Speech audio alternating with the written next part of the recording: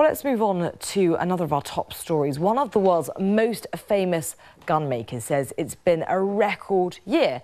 Smith & Wesson is expected to report bumper profits later on Tuesday, but renewed calls for stricter gun legislation in the United States could make the success short-lived. Samira Hussain has more from New York.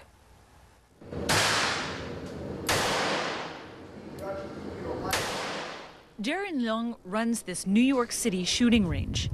This is a little bit newer from Smith & Wesson. It is their 1911 series, okay, more or less designed to be like a government .45.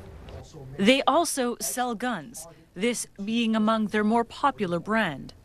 People know the name Smith & Wesson. They trust the name Smith & Wesson. And again, you know, these are definitely workhorses. Hunters use them, police officers use them. Your recreational shooter enjoys having a Smith & Wesson also. It's not just Smith & Wesson that's seeing record profits. Interest in guns is on the rise. In 2012, more than 19 million people applied for a background check to purchase a gun here in the United States. That's an increase of almost 20% from the year before.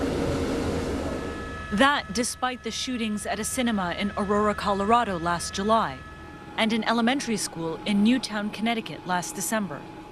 Since then, the Obama administration has repeatedly called for stricter gun legislation. If you want to buy a gun, whether it's from a licensed dealer or a private seller, you should at least have to show you are not a felon or somebody legally prohibited from buying one. This is common sense.